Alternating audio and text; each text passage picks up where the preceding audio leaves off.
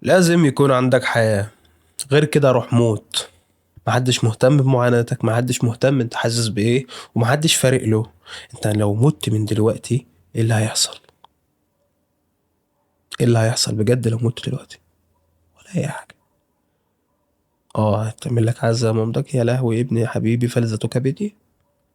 اسبوع، اسبوعين، تلاتة، شهر هيعدي، شهرين، تلاتة، سنة هتعدي، 5 سنين هيعدوا، ما خلاص انت كده كده ميت.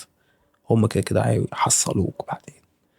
فده حقيقة العالم، دي حقيقة العالم اللي احنا عايشين فيه، وده الواقع المفروض علينا تتعامل معاه. ولا تدنك عيل طري مستني القيادات يدوك توجيه هتروح فين، كده تمشي مع الخرفان وخلاص. انا عن نفسي اخترت اتعامل معاه، واخترت محدش يمشيني بدماغه. عشان كده انا قاعد مبسوط. عشان كده دايما دايما بقول الحمد لله من قلبي. بطلت اتكلم بصوت عالي، بطلت اتكلم بسرعة. في حاجة مهمة زي كده كنت بقلي صوتي، بسرع الريتم اللي بتكلم فيه، عشان دي انت هتلحق تسمع الكلام اللي انا عايز اقوله لك. عشان ده كان بيعكس حاجة جوايا، ان انا مش واثق قوي في الكلام اللي انا بقوله، مش واثق قوي في قدر الأهمية في الحاجة اللي أنا بقولها، فبحاول أوصلها لك بسرعة عشان أنت لو وصل لك نفس الإحساس تلحق تستلم المعلومة. فاهم؟ دلوقتي بتكلم بالراحة ليه؟ مش فارق لي أنت تكمل معلومة ولا ما تكملش، ومش فارق لي لو الفيديو ده جه عليه 0 فيوز ولا أي حاجة. الفيديوهات دي في الأول في الآخر بعملها ليا عشان أفكر نفسي أنا وصلت لفين وعايز أروح فين بعد كده. فهتلاقي القطات قليلة أوي، هتلاقي كلامي تقيل أوي، في حاجات كتير ممكن ما تفهمهاش أصلا. الكلام ده إلى من يهمه الأمر، وأولهم أنا. حلو. أنا دلوقتي هقولك عشان أفيدك والفيديو ده تطلع منه معلومة مفيدة، قصة حصلت من فترة قريبة لواحدة أنا اتعرفت عليها وسبتها بسرعة شديدة، برغم إن هي كشكل مثالية، كجسم مثالية، كعقلية مثالية، ككل حاجة مثالية. بس كان فيها مشكلة واحدة بس، إن هي شاكة أو قلقانة إنها تخش معاه في موضوع دلوقتي situation ship، على رأي إن ترند اللي بيتقال.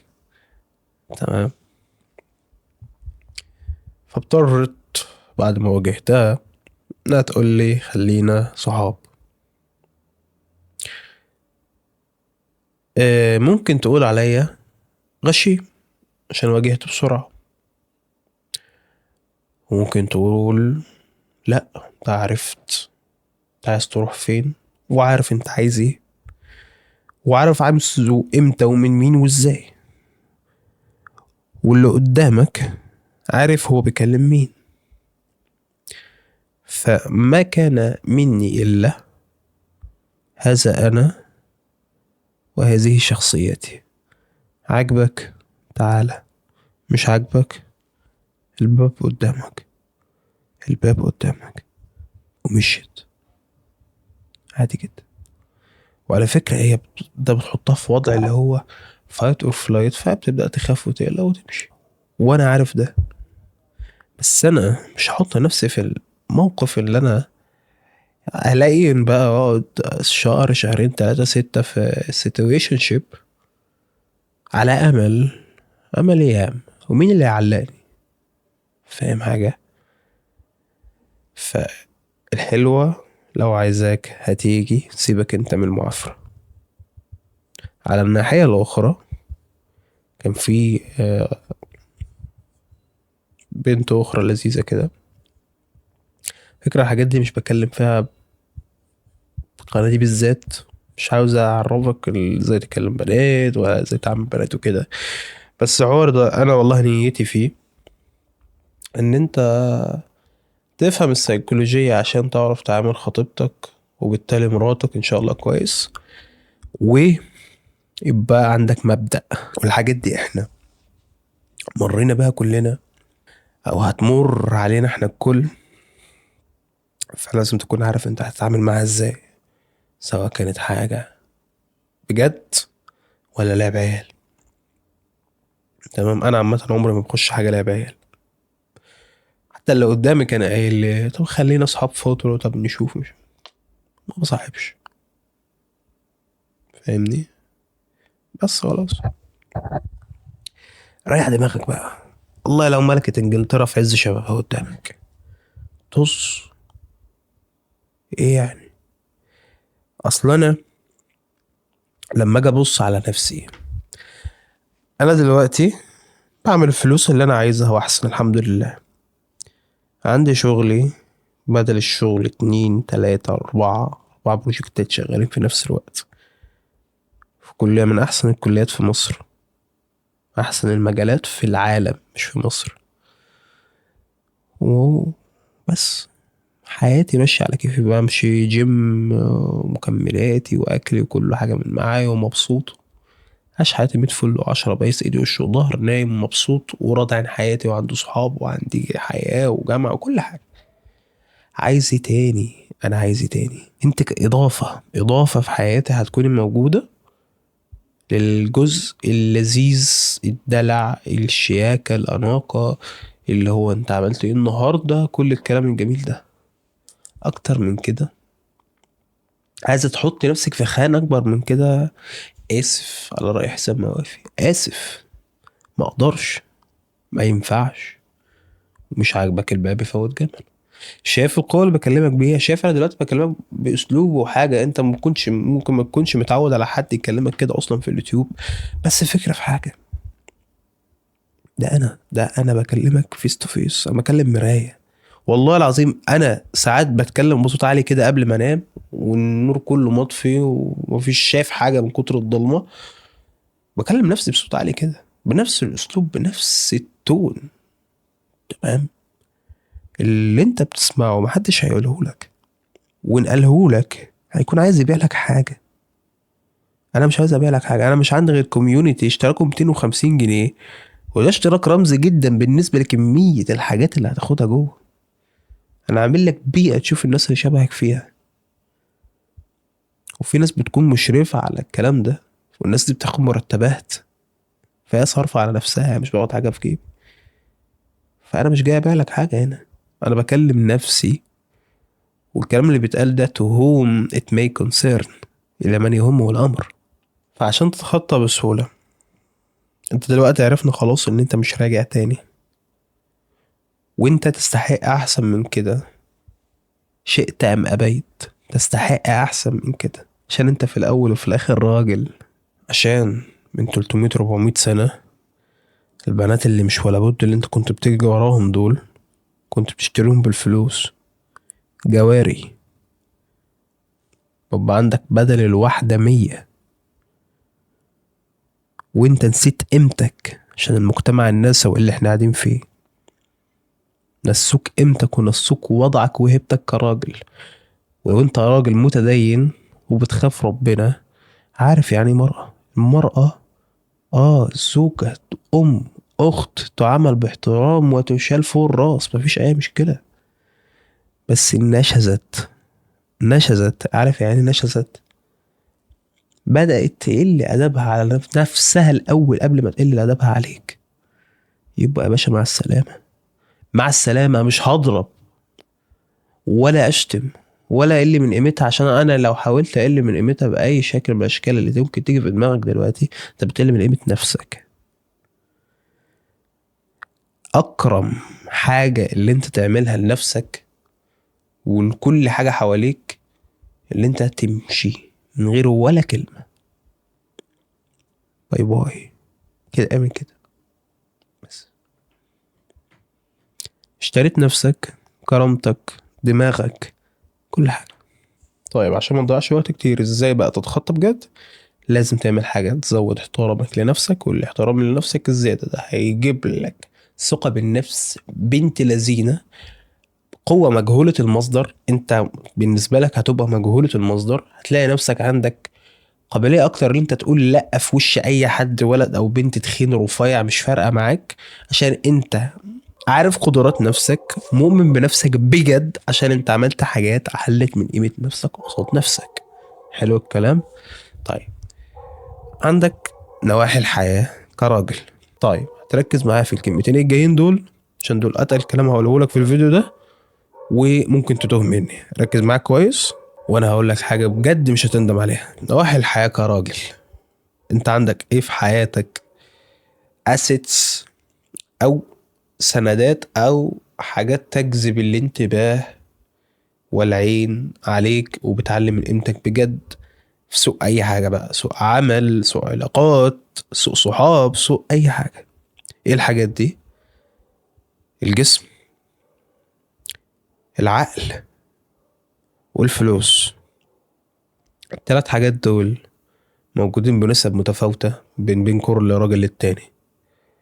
إن عرفت تجمعهم كلهم في نفس الشخص اللي هو المفروض يكون انت بتعدي اغلب الناس.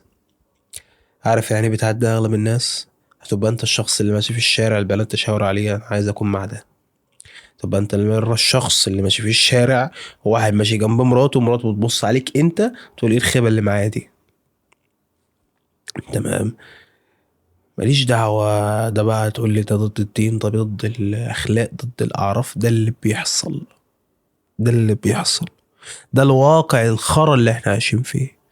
ومش انا اللي عملته، انا بقول لك ده ماشي ازاي وتتعامل معاه ازاي مش اكتر. حلو. خلينا نمسكهم واحدة واحدة على السريع. كل واحدة فيهم، وخصوصا الجسم عشان ده اكتر واحدة اتكلمت عليها في بداية القناة. هديك بس بريف سريع لكل واحدة عشان تعرف تمشي فين. انا مش همشيك، انا هعرفك تمشي منين. حلو. الجسم، طبعا لازم جسمك يكون 10/10. تخين تخس، رفيع تتخن، بسيطة. نظام التمرين والشغل والحاجات دي كلها في فيديوهات قديمة زي ما قلت. عندك شات جي بي تي ما فهمتش منه حاجة، عيش حياتك معاه. مش فاهم اكتر واكتر وعايز شرح مفصل اكتر من كده، استغل النقاط اللي لسه صغيرة. خش على الديسكورد اكتب لي الكومنت اللي انت عايز تكتبه، قول لي انا عندي بس حتة من هكذا هكذا عايز افهمها وممكن تشرحها لي، هعمل لك عليها فيديو مخصوص ليك يا معلم. تمام. فده بالنسبة للجسم. هقول لك ازاي تظبط شكلك، ده انت محتاجه دلوقتي. وبالمناسبة استغل اللي انت تحت ال24، غالبا ما خلصتش جامعة. انا عارف الناس بتتفرج عليا غالبا لسه ما خلصتش جامعة او لسه مخلص ما كملتش سنتين، وغالبا لسه في ثانوي. تمام. في الفئة العمرية دي الفلوس مش احسن حاجة، قاعد في بيت اهلك، غالبا في وظيفة، لو انت في وظيفة مرتب ضعيف جدا. تمام. فانا عارف مين بيتفرج عليا. فالفترة اللي انت فيها دي انت ممكن تشوفها حاجة وحشة قوي، بس صدقني انت عندك وقت تعمل حاجات كتيرة قوي، كتيرة قوي. واليومك ان نظمته كويس، وهنزل فيديو من ساعة وشوية ل4 ساعات بيقولك بس ازاي تنظم حياتك وترتبها عشان تبني الكاركتر اللي انت بتحلم بيه من وانت عندك 12 سنة. الناحية التانية، العقل. اسمعني، اسمع لغيري، وهرشح لك ناس دلوقتي تسمعها، واسمع لأي حاجة عجباك وحاسسها بتقدمك لقدام. بس ابعد عن الهلس. ما تسمعش الحاجة لمجرد ان هي بتبسطك. يعني سيبك من البرامج التافهة، سيبك من الساعة اللي بتضيعها كل يوم في انك تسمع ماتش، مسلسل، فرقة، اي حاجة. حلو. عايز تسمع حاجة مثلا زي اغاني، حاجة مش هتأثر، ممكن تسمعها وانت في الجيم مثلا، تسمعها وانت بتشتغل. عيش حياتك. مش هقولك لا، مش هقولك حرام ولا حلال، دي حياتك، انت حر، مسؤول عن قراراتك، مسؤول عن كل حاجة. تمام. بس ادام الحاجات دي مش هتأثر على المسار اللي انت اخترته لنفسك دلوقتي، اعملها. هتلاقي نفسك مع الوقت دماغك بتتغسل بأفكار وأفكار غيري، هتلاقي نفسك بتفكر بنفس الطريقة، هتلاقي نفسك لما تحط في موقف بتفكر بدماغي وبدماغ غيري، فهتتصرف بناء على قراراتنا دي، وعلى أساسه هتنجح في الموقف ده. فمبروك، عقليتك اتغيرت. مش هقول لك روح اقرا كتب وضيع وقت بالساعات مش عارف ايه، اقرا، وانا بقرا كتب وحلم ان انا اخلص اكتر من كتاب. بس الفكره في ايه؟ مش بقرا وخلاص، بقرا عشان الحاجة دي توصلني لحتة معينة في حتة معينة في وقت معين. انا كده تمام، انا كده تمام، انا كده عملت اللي انا عايزه بالكتاب اللي انا قريته ده، عارفه اوله من اخره وعارف هعمل بيه ايه بالظبط. فده اللي بتكلم عليه. اما انت تقرا لمجرد القرايه وعايز ابقى مثقف، لا بالسلامه، ما تلزمنيش. بالمناسبه احنا بنقرا في السيرفر، وعندنا زي ندوه قرايه كل اسبوعين او اسبوعي، بنشوف احنا وصلنا لحد فين والكتب اللي هنقراها الفترة الجاية. فلو انت حابب تشارك حاجة زي كده هتلاقي لينك السيرفر تحت، وتبسط جوه عيش حياتك في حاجات كتير أوي غير القراية والشغل واللي انت تعرف ناس شبهك وهكذا يعني. كده خلصنا الجسم والعقل. التالتة الفلوس. المفروض الاتنين دول يسهلوا لك كتير اللي انت تعمل فلوس. تعمل فلوس ازاي؟ حرفيا، حرفيا احنا في اسهل عصر تقدر تعمل فيه فلوس. وده مش الفيديو اللي هكلمك فيه عن ايه في دقيقة او دقيقتين اللي انت ازاي تعمل فلوس. بس ملخص الكلام، لازم يكون عندك خدمة حد محتاجها، تعرف تقدم حاجة حد طالبها. حلو حلو. انا عن نفسي بشتغل مونتير، بعرف اعمل ايديت لفيديوهات، بقصقص والزق واحط الالوان وصوت وبتاع، وشغل نضيف. شغل نضيف دي باخد قصادها مبلغ، واللي قدامي بقى ضمن الفيديو بتاعه بصورة معينة كباكج معين بستايل ونظام معين في وقت معين، وبحترم الوقت جدا. فاللي قدامي ما بيكون منه إلا إن هو باعت لي شيك بفلوس. تمام. فاختار لك مجال شبه ده. شوف انت حابب ايه. انا الحوار ده بحبه من صغري، وانا في ستة ابتدائي عندي 12 سنة كنت بعشق الموضوع ده. تمام. بحب ان انا احط الحاجات على بعض كده حتى عندي قناة تانية كلها كلام من ده، والناس كانت بتشترك بس عشان المونتاج. بس عشان من كتر من المونتاج حلو الناس بتشترك، مش كانت بتسيب محتوى تطوير ازاي بتركز في المونتاج. فاللي بقول لك فيه، شوف حاجه بقى انت بتحبها، حاجه مثلا كنت بتحب تكتب وانت صغير، نمي المهاره دي. في ناس بتطلب الحاجات دي باستماته، في ناس بتدفع فيها الاف والاف الدولارات. مش تقول لي في ذكاء صناعي هيبدلني الحاجات دي، لا بيساعدك، ومفيش حد بيغني عن العقل البشري. تمام. لغايه دلوقتي مفيش حد قادر يبدله، ولا حد هيبدله كمان 200 سنه. كمان 200 سنه هنكون انا وانت بوتنا يعني، ما تخافش يعني. فاهم ازاي؟ ف بس شوف بقى سكريبت رايتنج، اللي انت تكتب سكريبتات، شوف اللي انت تعمل صور مصغرة. كل مجالات دي مجالات اونلاين. شوف احلى حاجة طبعا التجارة الالكترونية. شوف لك منتج انت واثق اللي انت تعرف تجيبه بسعر اقل، تعرف تبيعه كسيلر او كبائع على امازون ونقول، او كموقع خاص بيك، تعرف تبيع تسوق له على تيك توك وانستجرام والسوشيال ميديا بشكل عام. شوف كل انا عدلت لك افكار اهو، تترص في فيديو ساعة بالتفصيل الممل، بس انا بريح لك دماغك من دلوقتي عشان لو في فكرة نورت في دماغك تعرف تكمل عليها. فده بالنسبة للفلوس، وهعمل عليها فيديو تاني. وفكرني في الكومنتات عشان انا الحاجات دي موجودة، بس انا عايز بس ايه، اشوفك انت سامعني فاهمني، كلامي واصل لك ولا لا، فاهمني؟ حلو. كده احنا خلصنا 3 اشكال. هيجي لك فترة في حياتك هتلاقي نفسك عايز ترمي حاجتين عشان تركز على واحدة. يعني في فترة في حياتك، ده عن نفسي شخصيا وده والله اللي بيحصل، في فترة في حياتي ما كنتش بروح الجامعة، ما كنتش بشتغل، ما كنتش بعمل أي حاجة، ما كانش معايا فلوس بالمناسبة. ما كنتش بعمل أي حاجة يا اسطى غير إن أنا بنزل أتمرن. الجيم، مسافة بيني وبين السكن والجيم كانت عبارة عن ساعة إلا 5 دقايق رايح، وساعة إلا 5 دقايق راجع، باخدها مشي كل يوم. وبحاول اكفي احتياجي من البروتين على قد ما اقدر، بخنصر فلوس من الحاج عشان اكمل احتياجي من البروتين. فتره والله كانت موجوده في حياتي كده. تمام. وبعمل كل ما استطيع ان افعله عشان اعمل الجسم اللي في خيالي. وصلت لدرجه قريبه قوي من الجسم اللي انا عايز اوصل له. ودلوقتي الحمد لله، الفتره اللي كانت بعدها بقى اشتغلت وبطلت جيم خالص. كنت بنزل مرتين في الاسبوع او 3 عشان انا الشغل الطحن. ممكن اقعد بال7 ايام على الجهاز ان انا اخلص في بروجكت واحد، بس البروجكت بيكون فعلا يستحق يكون حاجه لها مردود، ولها اللي انا عارف ان انا بعمله ده اللي ليه فلوس حلوه. تمام. فاضطريت ان انا انزل مرتين بالعافيه وبالكتير، وكنت بروح مواصلات كمان عشان ايه اوفر وقت المشي وكده. ضيعت الجيم عشان اعرف التزم في ايه، في الشغل. وما كانش عندي اي تأنيب ضمير وانا سايب الشغل، ساعة ما كنت بروح الجيم وما كانش عندي اي تأنيب ضمير وانا سايب الجيم عشان اروح للشغل. تمام. فعايزك كده في كل حاجة، في حاجة هتلاقي نفسك تبقى مسخ فيها، وخليك مسخ فيها لفترة معينة، بس ما تبينش ده للناس.